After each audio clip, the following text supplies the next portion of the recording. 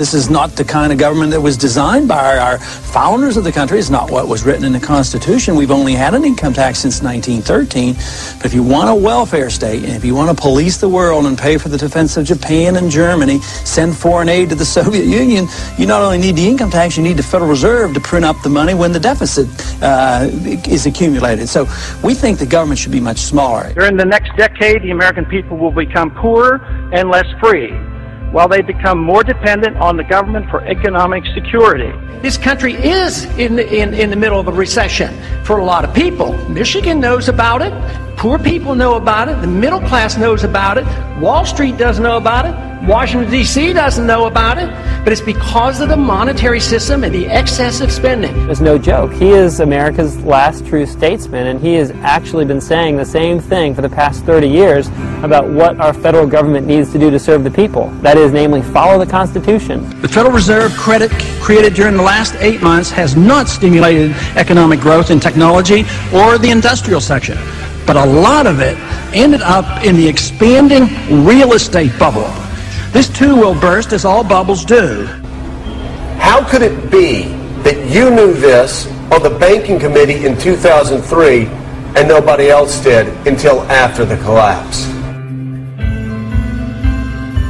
I certainly think it's about the most foolish policy any government could ever follow, and it leads to the Korea Wars, the Vietnam Wars, Marines being killed in Beirut, sailors being killed in the Persian Gulf. If we want to go to war, and if we should go to war, the Congress should declare it. We don't go to war like we did in Vietnam and Korea, because the wars never end. They're building up this case just like we did in Iraq. Build up the war propaganda. There was no Al-Qaeda in Iraq, and they had nuclear weapons, and we had to go in. I'm sure you supported that war as well. Okay. It's time we quit this. It's time. It's trillions of dollars we're spending on these wars. Afghanistan, how quickly would you bring the troops quick home? As the ships could get there. It really says a lot that the politically aware people in the military, those that are paying attention and engaged in the political process, are supporting someone who advocates an immediate withdrawal. I got twice as much as all the other candidates put together on the Republican side, and even more than Obama got, which tells me that those troops want to come home as well, because they know exactly what I'm talking about. My name is Eric Knowles. I'm an Air Force veteran. My name is Jonathan Schaefer. I spent 6 years in the Navy. Hello, my name is Tony Marek. I served in the Army for 8 years. I'm Al Schlegel. I'm an 8-year Air Force veteran. Hi, my name is John Jones, and I'm a U.S. Air Force veteran. I have a cousin who's in the Marine Corps. He spent 18 months over in Iraq. A war based on a lie.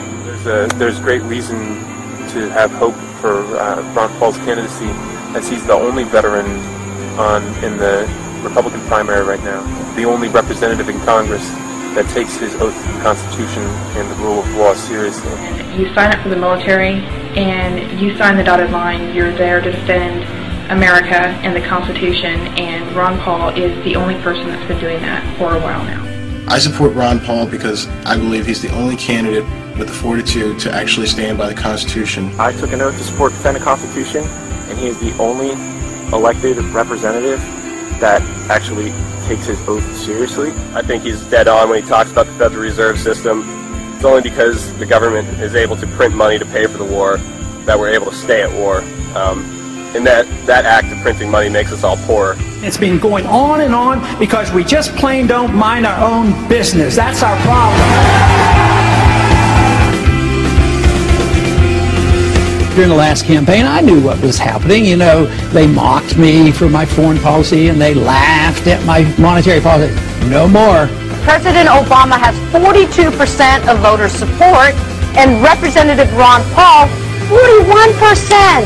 Wow! I see a fantastic movement at the grassroots. This man brings together people of all races, all socioeconomic backgrounds, all political affiliations, because freedom is truth, and truth is power, and we can live and be free in this country if we believe we can.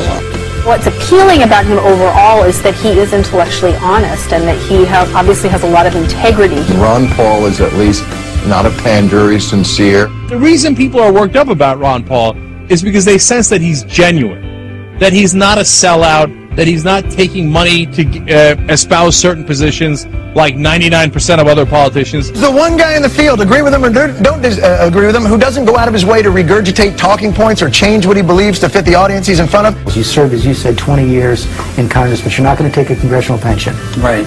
As an obstetrician, you never took Medicare or Medicaid for your patients. Never. I'm personally endorsing Ron Paul for President of the United States for 2012. A lot of stuff he says makes perfect sense. Mainstream is moving in the direction that I have been talking about for a long time. And everything he has said has been truth. And a lot of stuff Obama has said has been lies. I will promise you this, that if we have not gotten our troops out by the time I am president, it is the first thing I will do. I will get our troops home. We will bring an end to this war. You can take that to the bank. So does that mean you can tell us today that you will not change the 16-month timetable?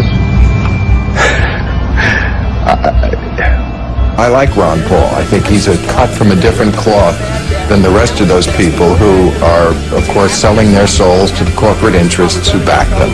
I believe that abortion should be safe and legal in this country.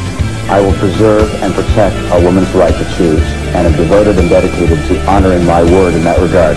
I will be a pro-life president.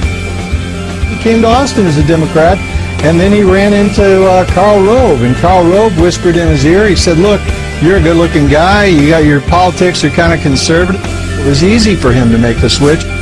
They represent the status quo.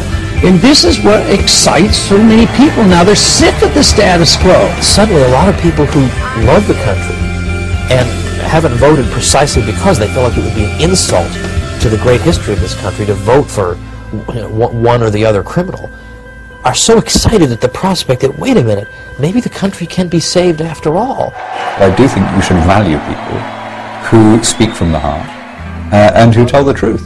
And you should also value people who honour the vision of your founders and respect the most sublime constitution devised by human intelligence. We want an America full of principled people. Not people who say one thing and do something else, say anything to get elected, but who say what they mean what they say, and they live their lives by those principles.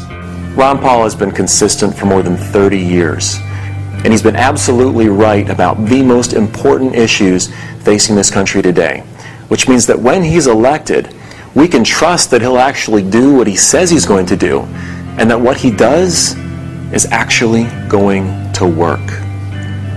This country is in a revolution. They're sick and tired of what they're getting, and I happen to be lucky enough to be part of it. Don't get involved in these wars. Just bring our troops home.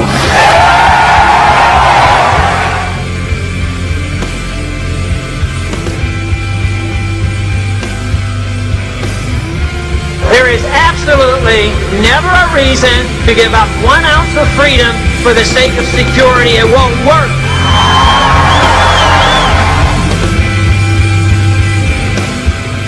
There is no authority in the Constitution authorizing a central bank, which means there should be no Federal Reserve System.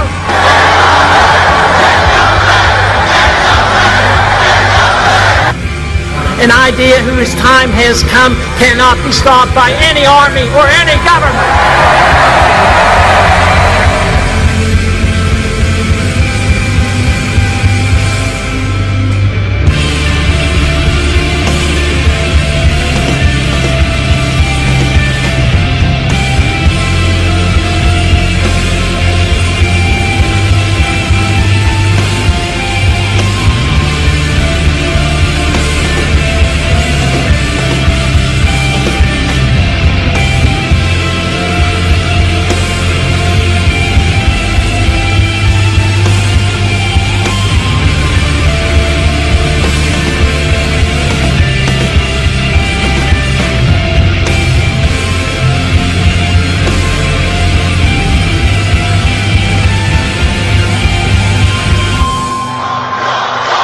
I've been in politics for 35 years. My cause has been the cause of liberty.